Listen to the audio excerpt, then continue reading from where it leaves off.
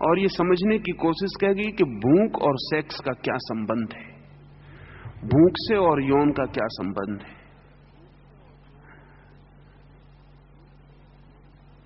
बड़े अद्भुत परिणाम हुए।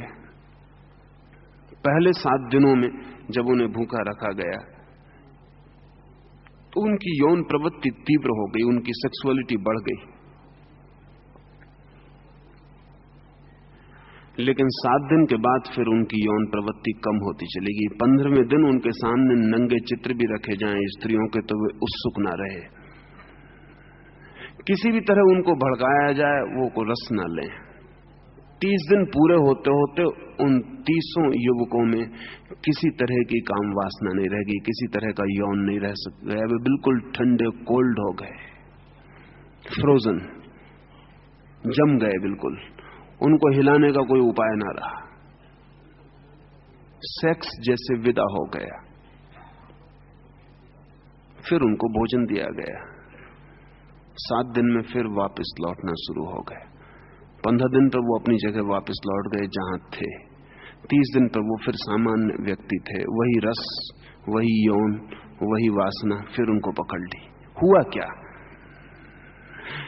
यौन नष्ट नहीं हुआ, सिर्फ यौन को जो अतिरिक्त ऊर्जा चाहिए वो नहीं मिली। सांप तो जिंदा रहा लेकिन चलने की ताकत ना रही। सांप पड़ गया, बेहोश पड़ा रहा, प्रतीक्षा करता रहा कि जब शक्ति मिले तो चलूं।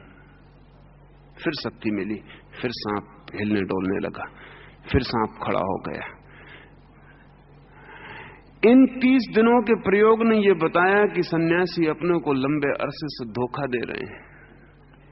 हाँ, अगर इन बच्चों को अब निरंतर ही कम भोजन पर रखा जा सके, इतना भोजन दिया जाए जितना इनके चलने, उठने, बैठने, बात करने में खत्म हो जाए शक्ति, तो अब ये बिना सेक्स के जिंदा रह सकेंगे।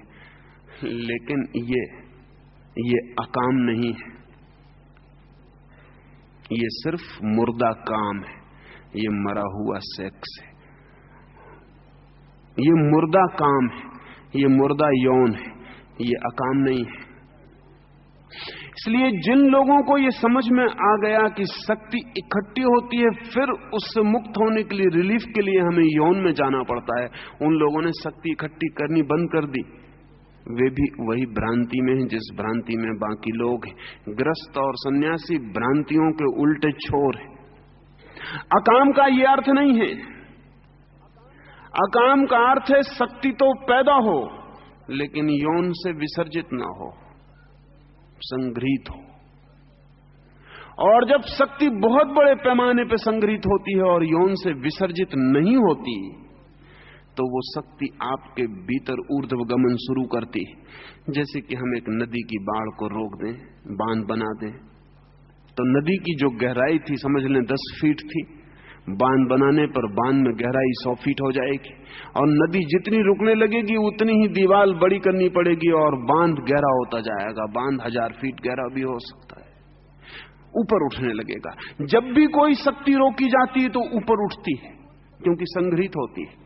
जब आपके भीतर शक्ति अतिरिक्त इकट्ठी होने लगती है तो आपके भीतर शक्ति का अंबार लगता है और ऊपर की तरफ उठनी शुरू हो जाती है। अभी आपकी सेक्स लेवल से ऊपर शक्ति कभी नहीं उठती। बस आपकी जिंदगी का जो सेक्स का तल है, यौन का जो तल है, शक्ति वहां तक जरी ऊपर उठी कि आपने उसे व्यय किया, फिर आप अपनी जगह लौट आए। अगर ये शक्ति इकट्ठी हो तो ये सेक्स लेवल से ऊपर उठती है। और ध्यान रहे, सेक्स मनुष्य का निम्नतम सेंटर है, नीचे से नीचे का द्वार है, उसके ऊपर और बड़े द्वार हैं। अगर ये शक्ति ऊपर उठे तो ये दूसरे द्वार खोलना शुरू करती है।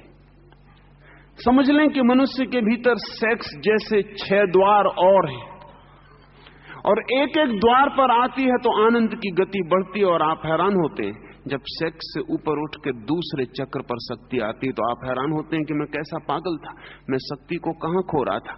यहां खोऊं तो बहुत आनंद आता है, उससे बहुत ज्यादा आता है जो पहले केंद्र पर आ रहा था।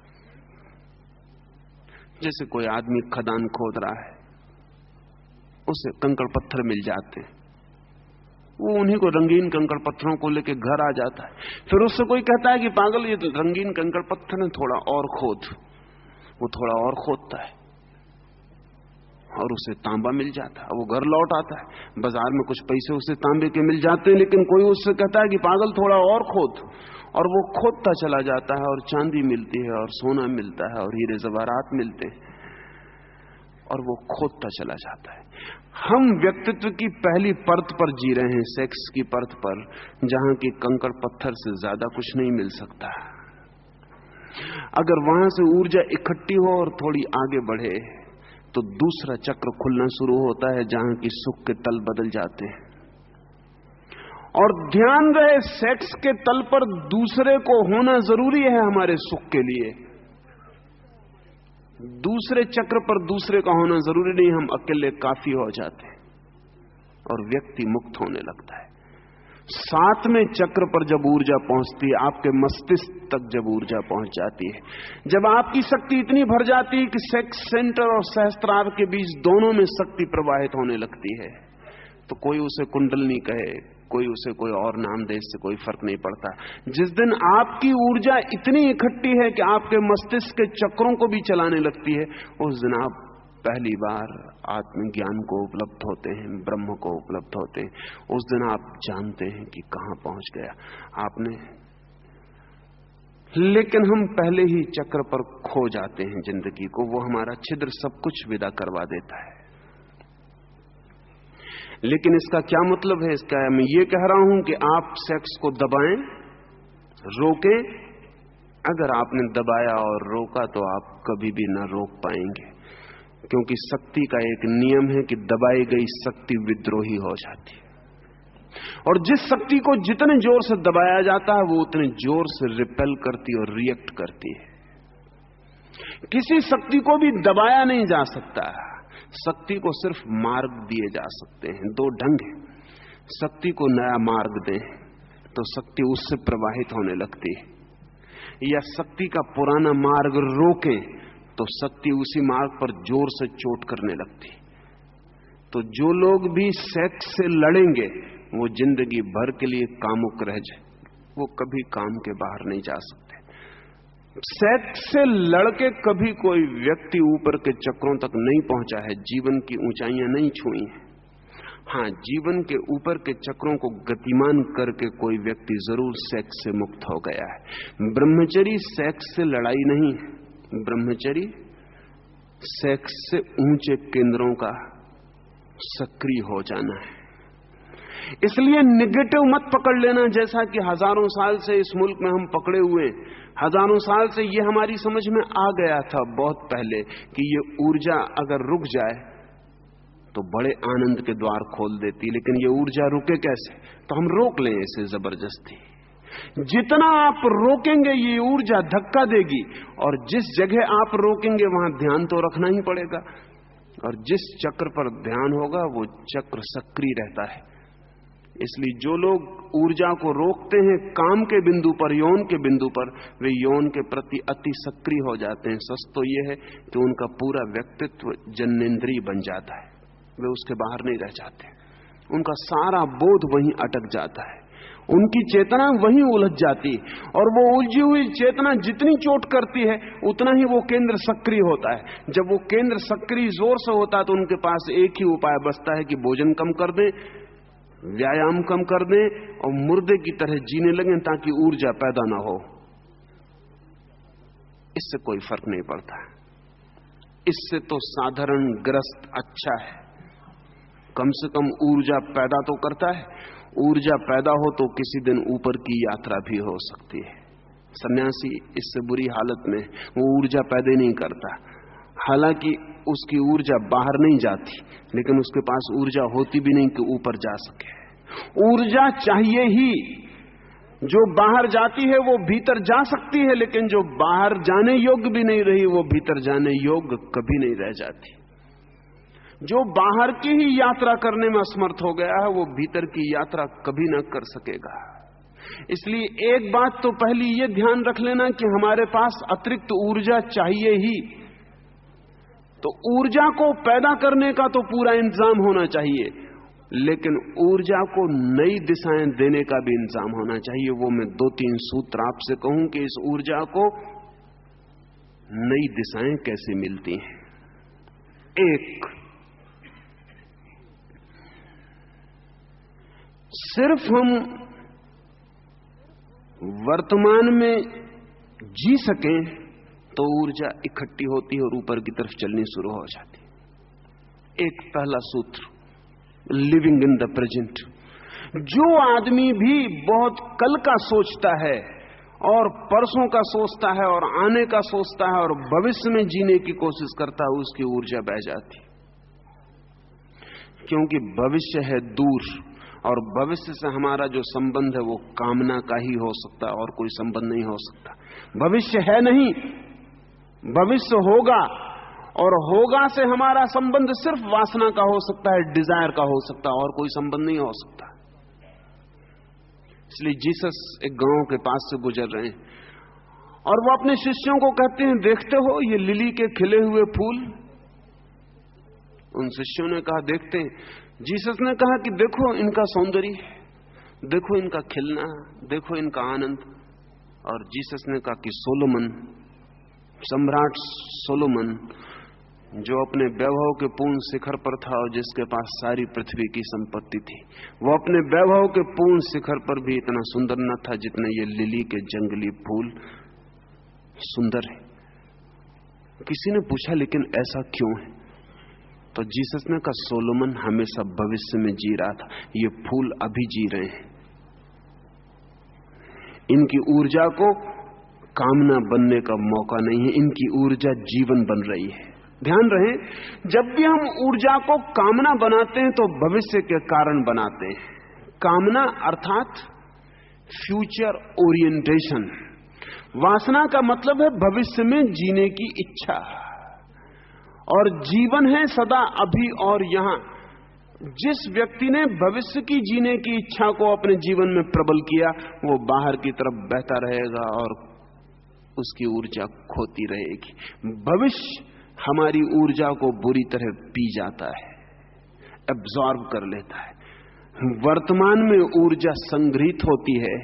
इसलिए जिस व्यक्ति को अपनी ऊर्जा को, अपनी शक्ति को अकाम तक पहुंचाना हो, ब्रह्मचर्य तक पहुंचाना हो, जिसे अपनी ऊर्जा को सत्य और ब्रह्म तक ले जाना हो, जिसे अपनी ऊर्जा को स्वयं तक पहुंचाना हो, उसे भविष्य की इच्छाएं, भविष्य की कामनाएं, भविष्य को धीरे धीरे छीन कर देना चाहिए। उसे जीना चाहिए अभी और यहीं, हियर एंड नाउ। जब आप खाना खा रहे हैं तो सिर्फ खाना खाएं, दफ्तर में मत प्रवेश कर जाएं खाना खाते वक्त। और जब दफ्तर में बैठें तो दफ्तर में ही बैठें और दफ्तर में बैठ के खाना न खाएं। और जब सिनेमा गृह में जाएं तो सिनेमा गृह में जाएं, उस वक्त मंदिर को बिल्कुल वहां प्रवेश न करने दें। और जब मंदिर में जाएं तो मंदिर में हो, सिनेमा गृह मंदिर में ना आए। प्रतिपल जहां आप हैं वहां पूरे होने की कोशिश करें। कठिन होगी ये बात, लेकिन सरल बन जाएगी। कठिन होगी इसलिए कि हमारी आदतें सदा वहां होने की नहीं है जहां हम हैं, सदा वहां होने की हैं जहां हम नहीं हैं। जहां आप होते हैं वहां आप होते ही नहीं। आपका वो जो मन है काम से भरा हुआ, वो कहीं और होता है। जब आप कलकत्ते में होते हैं तब मन बंबई में होता है, जब आप बंबई में होते हैं तब मन कलकत्ते में होता है। जहां हम हैं उस क्षण में हमारा मन नहीं होता, इसलिए जहां हम नहीं हैं वहां से हमें काम का विस्तार करना पड़ता और जुड़ना पड़ता है। वो जोड़ हमारी ऊर्जा को खोने का रास्ता है। अगर कोई व्यक्ति अभी और यहीं जीने के लिए धीरे धीरे धीरे धीरे धीरे समर्थ हो जाए, और सरल है होना, सरल इसलिए है कि अगर आप प्रयोग करेंगे तो आप बहुत हैरान हो जाएंगे कि खाना इतना आनंदपूर्ण कभी भी ना था जितना आनंदपूर्ण उस क्षण हो जाता है जिस क्षण आप खाना खाते वक्त पूरे मौजूद हैं। जिस वक्त आप खाना ही खा रहे हैं। एक ज़ैन फकीर के पास एक सम्राट मिलने गया था। वो फकीर अपने बगीचे में गड्ढा खोद रहा था। उस सम्राट ने कहा कि मैं आपसे कुछ ज्ञान सीखने आया हूं। तो उस फकीर ने कहा कि बैठो और देखो और सीखो। सम्राट बैठ गया। वो फकीर अपना गड्ढा खोदता रहा। सम्राट ने कहा कुछ कहिएगा भी। आप तो गड्ढे खोदे चले जा रहे हैं। उस फकीर ने कहा, गौर से देखो, मैं हूं ही नहीं, बस गड्ढा खोदना ही है, गड्ढा खोदना ही हो रहा है, मैं हूं ही नहीं। मैं इतना पूरा लीन हूं इस गड्ढे खोदने में कि मुझे अलग करने की कोई जरूरत नहीं। मैं गड्ढा खोद रहा हूं ऐसा कहना गलत है, मैं गड्ढा खोदने की क्रिया हो गया हूं ऐसा ही कहना ठीक है। तुम भी देखने की क्रिया हो जाओ। कृपा करके उस बात को मत सोचो कि जब मैं बोलूंगा तो क्या बोलूंगा और जब तुम समझोगे तो क्या समझोगे। तुम कृपा करके यहां सिर्फ देखना हो जाओ। उस सम्राट ने कहा, ये तो बड़ा मुश्किल है, सिर्फ देखना, मुझे लौटना भी है।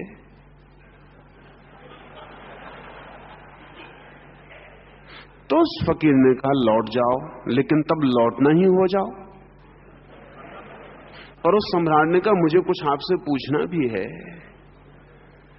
तो उस फकीर ने कहा, फिर पूछ लो, फिर प्रश्न ही बन जाओ। हम जो भी कर रहे हैं हम वही नहीं है।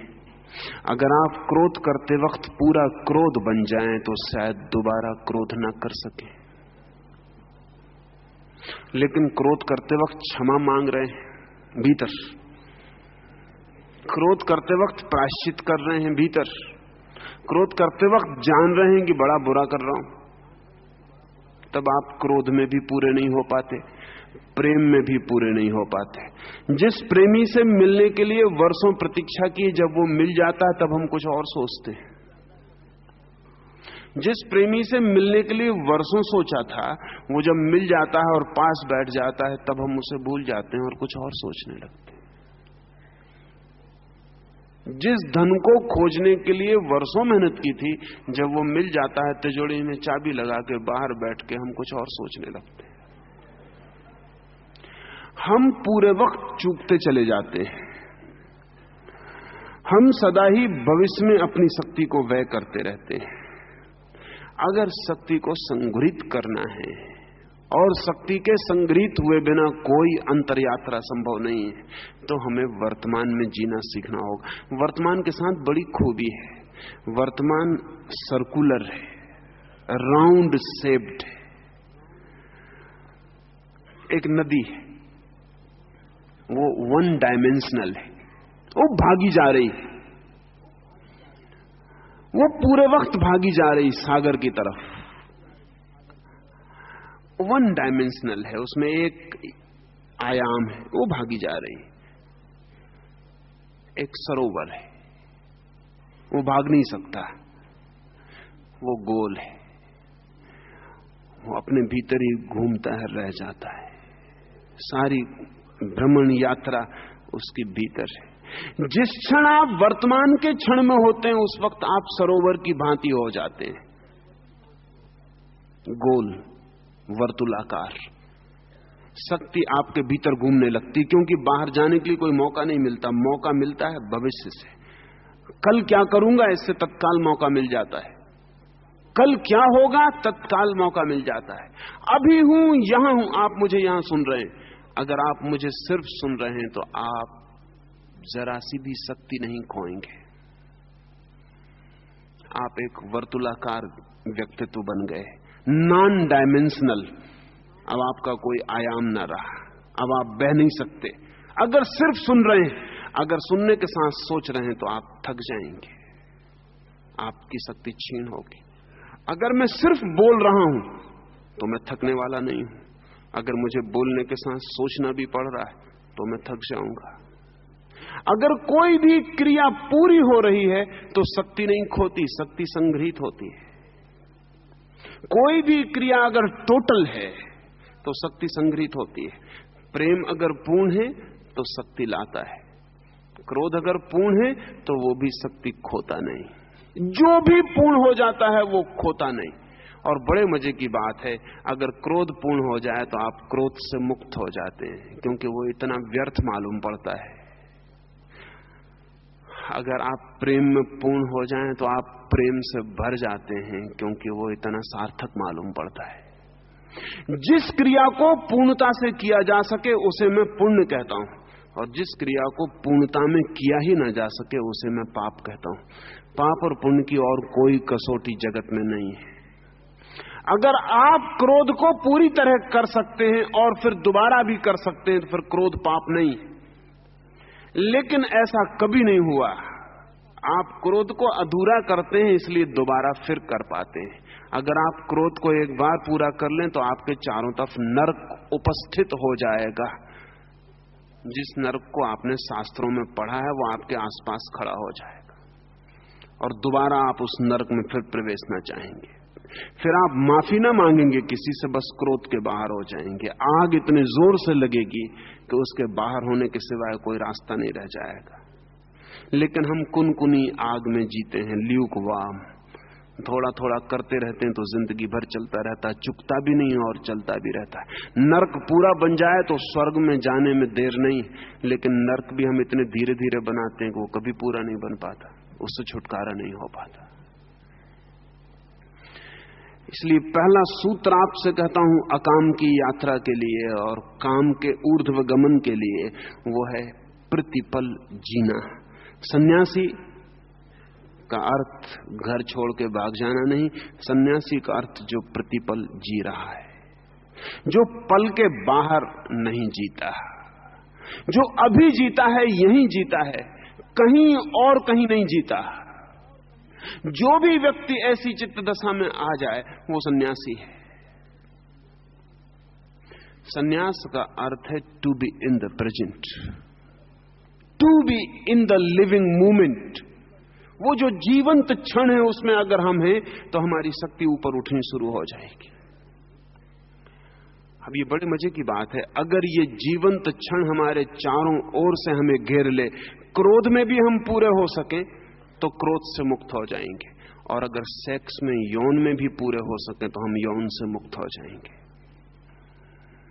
क्योंकि जो व्यक्ति सेक्स के क्षण में, यौन के क्षण में, संभोग के क्षण में पूरी तरह मौजूद है, वो दोबारा फिर आकांक्षा नहीं करेगा। बात समाप्त हो गई,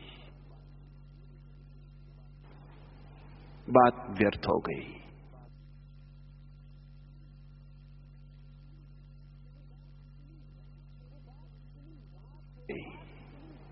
वो बात इतनी राख हो गई कि अब उस पर दोबारा मुट्ठी बांधने का कोई अर्थ ना रहा। लेकिन हम उस क्षण में भी पूरे वहां नहीं है। आदमी आतुर है संभोग के लिए, 24 घंटे दौड़ रहा है, पूरी जिंदगी दौड़ रहा है, धन कमा रहा है, मकान बना रहा है, बहुत गहरे में सेक्स की तृप्ति की दौड़ चल रही है। सब हो जाए तो वो उसको तृप्त कर सके, और फिर जब सेक्स का क्षण आता है तब वो उसमें पूरा नहीं है। तब वो हजार दूसरी बातें सोचने लगता है कि ब्रह्मचर्य अच्छा है, वो सोचने लगता है कि ब्रह्मचर्य परम जीवन है। जब सेक्स का क्षण आता है तब वो ये सोचता है, और जब ब्रह्मचर्य की कसम लेता है तब सेक्स के विचार करता रहता है। तो आदमी पागल है, इंसेन है।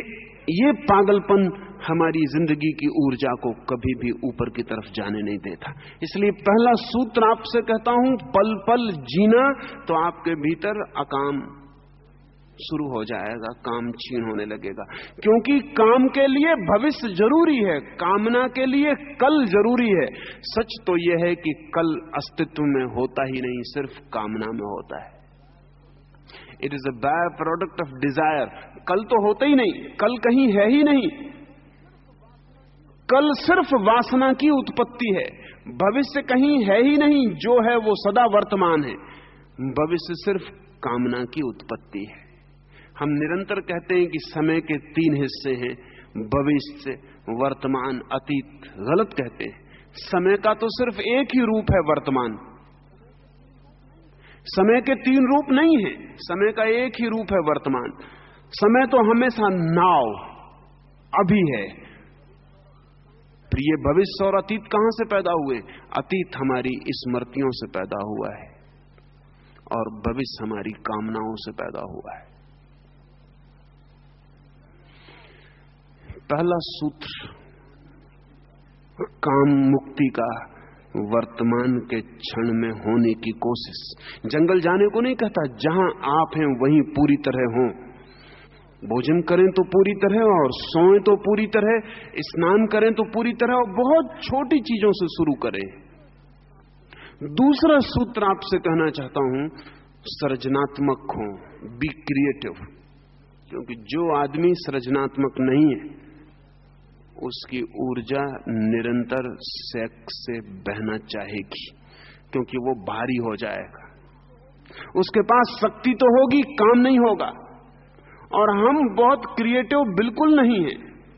हमारे जीवन में सृजन जैसी कोई चीज नहीं है। हमने कोई चीज ऐसी नहीं बनाई जिसे हम कहें सृजनात्मक है। मतलब क्या? आप कहेंगे नहीं हमने बनाया, हमने कुर्सी बनाई, हम फर्नीचर बनाते हैं, हम मकान बनाते हैं, हम कपड़े बनाते हैं, हम सृजनात्मक है? नहीं, ये सृजन नहीं है। सृजन और निर्माण का फर्क समझ लें। निर्माण का मतलब है कोई उपयोगी चीज बनाना, यूटिलिटेरियन। कुर्सी पर बैठा जा सकता है, उसका कोई उपयोग है, बाजार में उसके कुछ दाम है, इसलिए कुर्सी का बनाना सृजन नहीं है, प्रोडक्शन है, उत्पादन है। लेकिन एक आदमी एक गीत गाता है, कोई मूल्य नहीं है। एक आदमी एक चित्र बनाता है, कोई मूल्य नहीं है। एक आदमी नाचता है, कोई पर्पसिवनेस नहीं है। सृजन वहां से शुरू होता है जहां यूटिलिटी खत्म होती है। जहां तक उपयोगिता है वहां तक सृजन नहीं है। आप कुछ जिंदगी में ऐसा भी करते रहें जिसकी कोई उपयोगिता नहीं, सिवाय इसके कि आपको उसे करने में आनंद आता है। जिंदगी में कुछ ऐसा चलता रहे जिसे करने में आपको आनंद आता है, जिसके अंतिम परिणाम से कोई संबंध नहीं है। वान गाग ने चित्र बनाए, जब उसने बनाए थे तो कोई उनको खरीदने को राजी नहीं था। एक चित्र वान गाग की जिंदगी में बिका नहीं। उसके भाई ने, उसके छोटे भाई ने कभी यह ख्याल किया कि बेचारे का एक चित्र नहीं बिका, कितना दुखी ना होगा ये। तो उसने एक आदमी को कुछ पैसे दिए और कहा कि तू मेरी तरफ से जाके एक चित्र खरीद ले, कम से कम एक तो तृप्ति उसे मिल जाएगी, उसकी कोई चीज बिकी। वो आदमी गया, कोई आदमी चित्र खरीदने आया, वान गाग उसे चित्र बताने लगा, लेकिन वो कोई खरीदार तो नहीं था, वो कोई चित्रों को प्रेम करने वाला आदमी नहीं था, वो तो किसी का सिर्फ एजेंट था, पैसे भी किसी और के थे, कोई भी चित्र खरीद लेना था। उसने कोई भी चित्र उठा के कहा कि ये पैसे लो, और वान गाग की आंख से आंसू बहने लगे। उसने पैसे वापस कर दिए और उसने कहा कि मालूम होता है मेरे भाई ने तुम्हें भेजा है।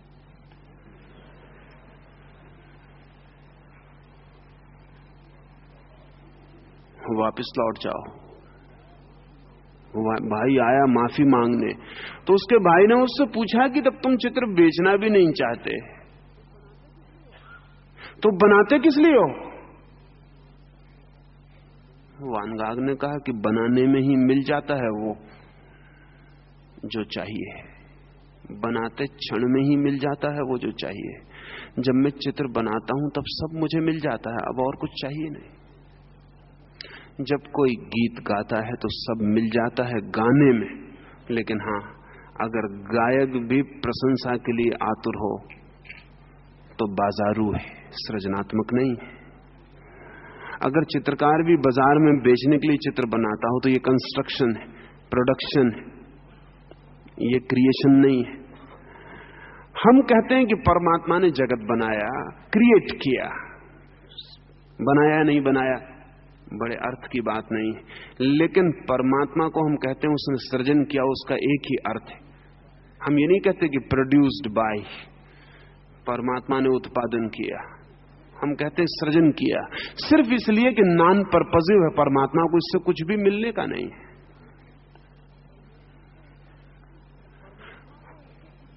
परमात्मा को इससे कुछ भी उपलब्ध होने वाला नहीं है। अगर कुछ भी मिला होगा तो इसको बनाने में ही मिला होगा, इसके बनने में ही मिला होगा, अन्यथा इसके बाहर कुछ मिलने को नहीं है। जिस आदमी की जिंदगी में कुछ ऐसे क्षण हैं जब वो आनंद और सृजन में जीता है, वो आदमी धीरे धीरे अकाम को उपलब्ध हो जाएगा, क्योंकि काम की दूसरी शर्त है, काम की दूसरी शर्त है द रिजल्ट। कामना का आखिरी स्रोत, उद्गम का, दौड़ का, शक्ति का एक ही है कि मिलेगा क्या। हम हमेशा पूछ रहे हैं, मेरे पास लोग आते हैं, वे कहते हैं ध्यान हम करें, लेकिन ध्यान में मिलेगा क्या? उनको पता ही नहीं कि ध्यान का मतलब ही एक ऐसा काम है जिसमें कुछ मिलेगा नहीं, ध्यान ही मिलेगा। और ध्यान का मिलने का अपना अर्थ है। हम जूता खरीदते हैं तो जूते का दुकानदार ये नहीं कह सकता कि आप बस आनंद से खरीद लें, मिलेगा कुछ नहीं। जूता एक यूटिलिटी है, कोई खरीदेगा नहीं। लेकिन आप अगर जूते की दुकानदार पे जिस भांति जाते हैं, उसी तरह आप मंदिर में गए और पूछा कि प्रार्थना से मिलेगा क्या, तो आप गलत जगह पहुंच गए हैं। नहीं, जिंदगी में जो भी महत्वपूर्ण है उसका परिणाम नहीं है महत्वपूर्ण, उसका होना ही महत्वपूर्ण है। और हमारी जिंदगी में ऐसा कोई क्षण नहीं है जो अपने में महत्वपूर्ण हो। जिस व्यक्ति को धर्म के जगत में प्रवेश करना है और जिसे ऊर्जा को ऊपर ले जाना है, उसे कुछ ऐसे काम खोजने पड़ेंगे जो काम नहीं है, जो सिर्फ खेल है, लीलाएं हैं। इसलिए कृष्ण के जीवन को हम चरित्र नहीं कहते, राम के जीवन को चरित्र कहते हैं। राम का जीवन चरित्र है, बहुत गंभीर मामला है। राम हर चीज को बड़ी गंभीरता से ले रहे हैं। उनके लिए खेल नहीं है मामला, उनके लिए जिंदगी एक काम है। कृष्ण के लिए जिंदगी एक खेल है। नाच रहे हैं तो कुछ मिलने वाला नहीं है, बांसुरी बजा रहे हैं तो कुछ मिलने वाला नहीं है। राम तो जो भी कर रहे हैं उसमें कम से कम चरित्र मिलेगा, मर्यादा मिलेगी, वंश परंपरा की प्रतिष्ठा मिलेगी, वो सब मिलना है। राम बहुत यूटिलिटेरियन है, राम की बुद्धि बहुत उपयोगितावादी है। इसलिए एक धोबी के कहने पे वो पत्नी को बाहर फेंक सकते हैं। यूटिलिटी में तकलीफ हो रही है, उपयोगिता में बाधा पड़ रही है, राम की मर्यादा छीन हो जाएगी, राम के चरित्र पर धब्बा लग जाएगा, राम की रघुकुल परंपरा का क्या होगा, यश वंश सब उपयोगिता है। कृष्ण अगर राम की जगह होते तो सीता को फेंक नहीं सकते थे। हो सकता था खुद ही बांसुरी बजाते हुए भाग जाते, ये हो सकता था। सीता को नहीं फेंक सकते थे। अगर कृष्ण की जगह राम होते तो सीता की अग्नि परीक्षा नहीं ले सकते थे। बहुत बेहूदी बात मालूम पड़ती, बहुत यूटिलिटेरियन मालूम पड़ती। प्रेम की कहीं परीक्षाएं होती, और अगर प्रेम की भी परीक्षा होती है तो फिर इस जिंदगी में बिना परीक्षा के कुछ भी नहीं बचेगा। सीता की परीक्षा ली जा सकी कि तुम आंख से गुजरो, क्योंकि प्रेम पवित्र है या नहीं इसका पक्का होना चाहिए। प्रेम अपने आप में ही पवित्र है, प्रेम की और कोई पवित्रता नहीं होती। सीता ने नहीं कहा राम से कि तुम भी गुजरो, तुम भी साथ चले आओ, क्योंकि तुम भी अकेले थे, क्या भरोसा। और स्त्री का थोड़ा बहुत भरोसा हो सकता है, पुरुष का होना जरा मुश्किल है। लेकिन सीता ने नहीं कहा। सीता के लिए जिंदगी एक गंभीरता नहीं है, एक प्रेम है। इसलिए सीता राजी हो गई, निकल गई। प्रेम परीक्षा नहीं मांगता, प्रेम सब परीक्षाएं दे सकता है। लेकिन कृष्ण तो बात ही नहीं करते, ये कोई सवाल ही ना था।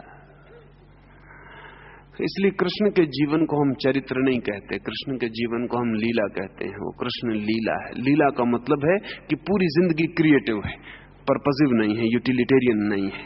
जिंदगी एक खेल है। धार्मिक आदमी की जिंदगी गंभीर नहीं होती, और जो आदमी गंभीर है वो बोझिल हो जाएगा, और जो बोझिल होगा उसको सेक्स से रास्ता खोजना पड़ेगा। इसलिए जिंदगी जितनी गंभीर होती जा रही है उतनी सेक्सुअलिटी बढ़ रही है। जिंदगी जितनी सीरियस होती जा रही है उतनी सेक्सुअलिटी बढ़ रही है। क्योंकि जितने आप गंभीर होंगे उतने तनाव से भर जाएंगे, जितने तनाव से भर जाएंगे उतनी रिलीफ की जरूरत पड़ेगी। इसलिए जिस मुल्क में जितना तनाव है उतना ज्यादा कामुकता बढ़ जाएगी, क्योंकि और कोई रास्ता नहीं दिखता, चित्त बोझिल हो जाएगा। शक्ति को बाहर फेंको, हल्के हो जाओ, एक ही रास्ता रह जाएगा। दूसरा सूत्र आपसे कहता हूं, जिंदगी को गंभीरता से मत लेना। Don't take it seriously. Seriousness is a basic disease.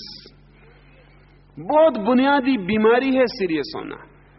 लेकिन आमतौर से हमारा सन्यासी साधु बहुत सीरियस होता है। सच तो यह है कि अगर चेहरा गंभीर और रोता हुआ ना हो तो साधु होने की योग्यता पूरी नहीं होती। क्वालिफिकेशन जरूरी है वो। इसलिए अक्सर रोते हुए लोग साधु सन्यासी हो जाते। साधु सन्यासी होने की वजह से रोते हुए दिखाई पड़ते हैं, ऐसा मत समझना। रोते हुए थे इसलिए साधु सन्यासी हो जाते, क्योंकि वहां उनके रोने को भी प्रतिष्ठा और आदर मिलने लगता। वैसे रोते हुए दिखाई पड़ते तो कोई भी कहता कि क्या शकल लेके घूम रहे हो, लेकिन सन्यास में वो शकल प्रतिष्ठित हो जाती। नहीं, जिंदगी गंभीरता नहीं है, और जो जिंदगी में गंभीर है वो काम से मुक्त नहीं हो सकेगा। जिंदगी खेल बन जाए तो आदमी काम से मुक्त हो जाता है।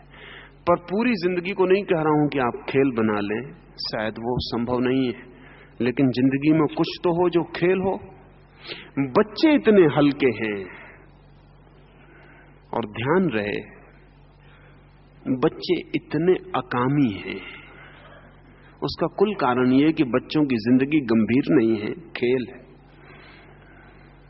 जिंदगी एक लीला है।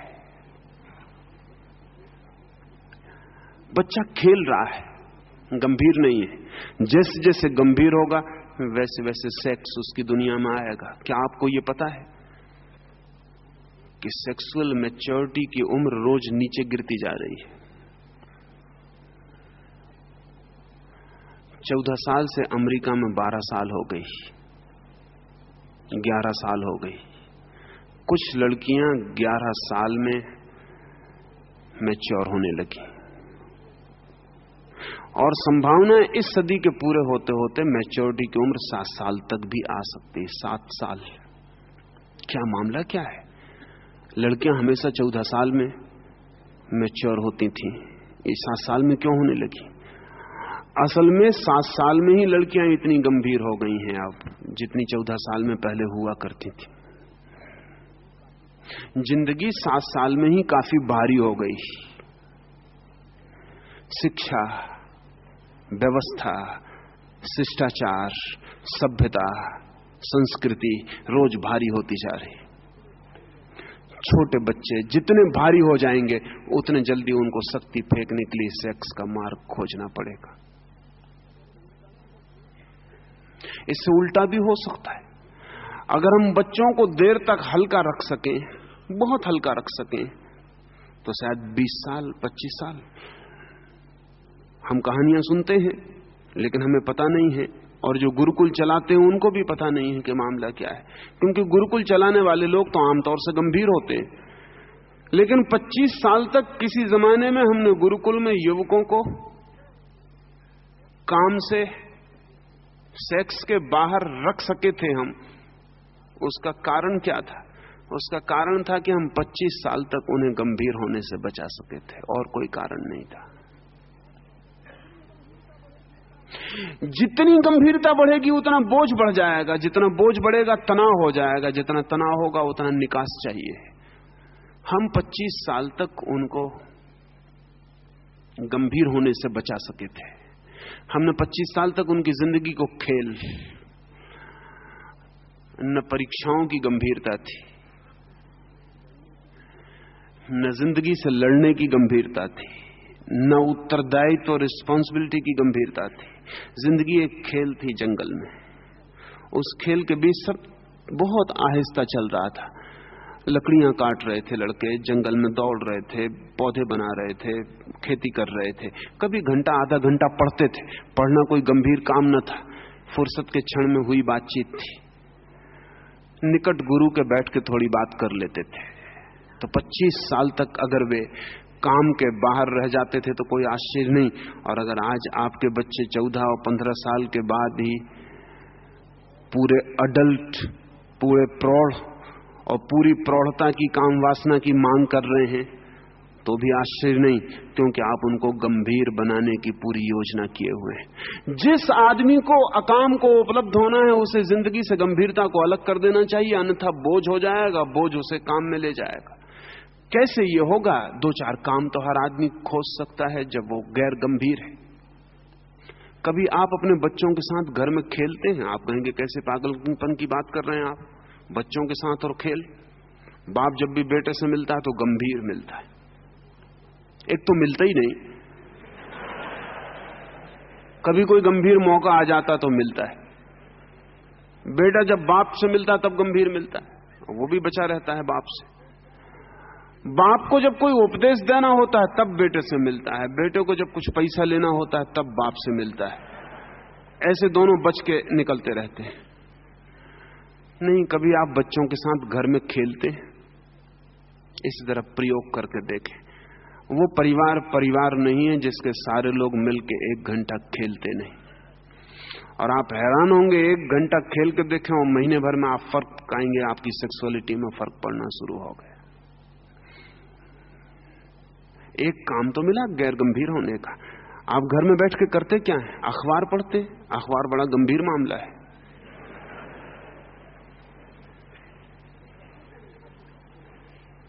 करते क्या है घर में बैठकर?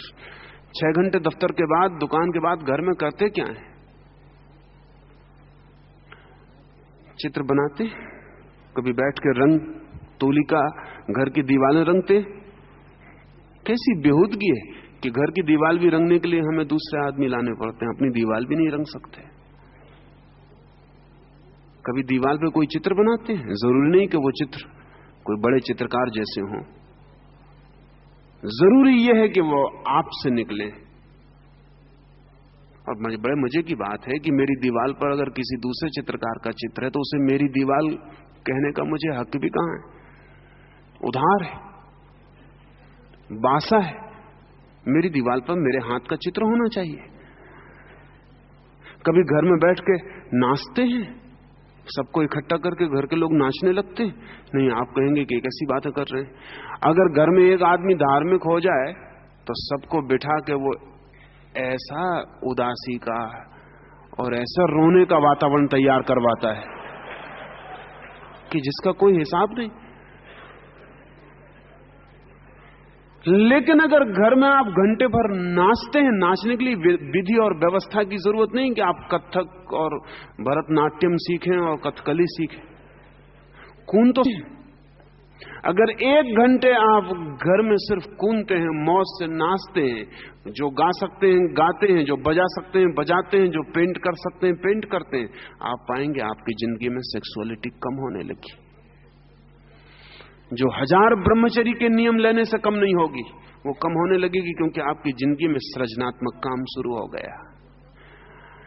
हर आदमी दुनिया में छोटा मोटा कवि है, और हर आदमी छोटा मोटा चित्रकार है, और हर आदमी छोटा मोटा संगीतज्ञ है, और हर आदमी छोटा मोटा नृत्यकार है, और सबको ये सब होना चाहिए। और जब आप इसमें से गुजरेंगे तो आप बहुत हैरान हो जाएंगे कि आपकी जो वासना थी, जो बोझ था चित्त पर शक्ति का, वो सृजनात्मक हो गया। एक बार शक्ति सृजनात्मक बननी शुरू हो तो ऊपर बहनी शुरू होती। इससे उल्टा भी होता है, अगर आपकी शक्ति सृजनात्मक न हो पाए तो विध्वंसात्मक हो जाती। ये आपको शायद जान के हैरानी होगी कि हिटलर चित्रकार होना चाहता था, मां बाप ने चित्रकार नहीं होने दिया। अब किसी दिन भविष्य की अदालत में शायद ये तय करना मुश्किल होगा कि इस बड़े महायुद्ध के लिए इतने करोड़ों लोगों के मरने के लिए हिटलर जिम्मेवार है कि उसके मां बाप जिम्मेवार हैं। क्योंकि हिटलर अगर चित्रकार हो जाता तो कम से कम दूसरा महायुद्ध तो नहीं होने वाला था, लेकिन हिटलर चित्रकार नहीं हो पाया। उसके भीतर जो ऊर्जा सृजनात्मक बन सकती थी वो अटक गई और विध्वंसक हो गई। वो कुछ बनाता, वो नहीं बन पाया, वो उसने कुछ मिटाना शुरू कर दिया। ध्यान रहे, अगर आप बनाएंगे नहीं तो आप मिटाएंगे जरूर। अगर आप सृजन नहीं करेंगे तो विध्वंस करेंगे, अगर क्रिएट नहीं करेंगे तो डिस्ट्रक्ट करेंगे। इन दो के बीच उपाय नहीं है। और अगर इन दो के बीच आपको टिकना हो तो आपको ऊर्जाहीन इंपोर्टेंसी चाहिए, फिर आपके पास ऊर्जा नहीं होनी चाहिए। अगर ऊर्जा होगी तो ऊर्जा कुछ करेगी, या विध्वंस करेगी या निर्माण करेगी, या सृजन करेगी या तोड़ेगी या मिटाएगी। तो आप अब टू बी क्रिएटिव 2-4 क्षण खोजें, कुछ भी खोजें और सृजन में लग जाएं। बगीचे में काम कर सकते हैं, नाच सकते हैं, गीत गा सकते हैं। गंभीरता को कुछ देर के लिए अलग कर दें, गैर गंभीर हो जाएं, हल्के हो जाएं। कुछ देर के लिए बूढ़े न रह जाएं, जवान न रह जाएं, बच्चे हो जाएं। और जो आदमी बुढ़ापे में भी घंटे भर के लिए बच्चा हो जाए, उसकी जिंदगी बदलनी शुरू हो जाती है, उसकी ऊर्जा फिर बचपन की तरह इकट्ठी होने लगती है। और तीसरी अंतिम बात, एक पल पल जिए, भविष्य और कामना से मुक्त हों। दूसरा, सृजनात्मक बने। उपयोगिता काफी नहीं है, जरूरत है चरित्र ही बनाने में न लगे रहें, थोड़ी सी लीला भी जीवन में आने दें। और तीसरी अंतिम बात, जब भी मौका मिल जाए तो होश पूर्वक समस्त इंद्रियों के द्वार बंद करके भीतर देखें। 24 घंटे हम बाहर देखते हैं, जब भीतर देखने का मौका आता है तब हम सो गए होते हैं, तब भीतर देखना नहीं हो पाता। या तो बाहर देखते हैं या नहीं देखते। 2 काम है हमारी जिंदगी में, दिन भर बाहर देखते हैं, रात नहीं देखते। या कुछ लोग देखते हैं तो सपना देखते हैं, वो भी बाहर देखना है, वो भी भीतर देखना नहीं है। थोड़ी देर होश पूर्वक 24 घंटे में आंख बंद करके, और मतलब नहीं, आंख बंद कर लें और देखने की कोशिश करें। सिर्फ कुछ मत करें, आंख बंद कर लें और देखने की कोशिश करें। आंख खोल के तो हम देख लेते हैं, कोशिश नहीं करनी पड़ती, चीजें दिखाई पड़ जाती। आंख बंद करके कुछ भी दिखाई नहीं पड़ेगा, अंधेरा दिखाई पड़ेगा।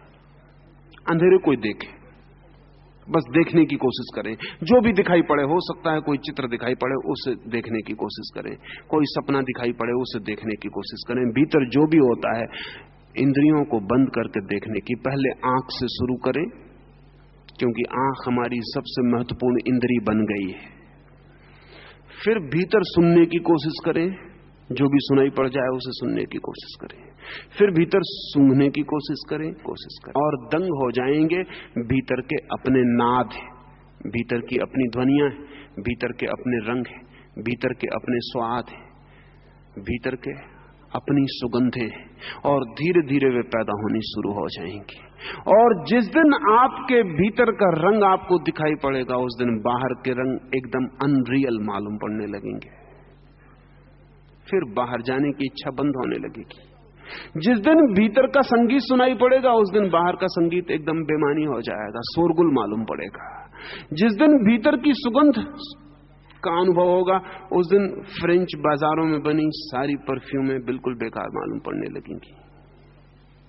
और जिस दिन भीतर के सौंदर्य का बोध हो, 24 घंटे बाहर ही बाहर मत करते रहें, क्योंकि जहां हम करते हैं ऊर्जा उसी तरफ बहनी शुरू हो जाती है। अगर हम बाहर कुछ करते हैं तो बाहर बहती है, अगर भीतर कुछ करते हैं तो भीतर बहती है। जहां काम है ऊर्जा को वहीं जाना पड़ता है, जहां काम है ऊर्जा उसी ओर दौड़ पड़ती है। तो भीतर थोड़ा काम करें ताकि ऊर्जा भीतर दौड़ने लगे। ये 3 सूत्र आप पूरा करें और आप हैरान हो जाएंगे, जिंदगी से काम चला गया, अकाम उपलब्ध हुआ। ऊर्जा भीतर इकट्ठी होगी, ऊपर उठेगी, अंतस के और द्वार खुलेंगे, अंतस के दूसरे चक्र सक्रिय होंगे, और भीतर के रस और भीतर के अमृत, मृत्यु की खोज अकाम है अमृत की खोज। कल 5वें और अंतिम सूत्र अप्रमाद पर आपसे बात करूंगा। अप्रमाद का अर्थ है अमूर्छा, अप्रमाद का अर्थ है अवेयरनेस। 4 दिन जो हमने कहा है, कल उस साधन की हम बात करेंगे जिनसे 4 दिन जो हमने कहा है वो उपलब्ध हो सकता है। कल साधन की बात है।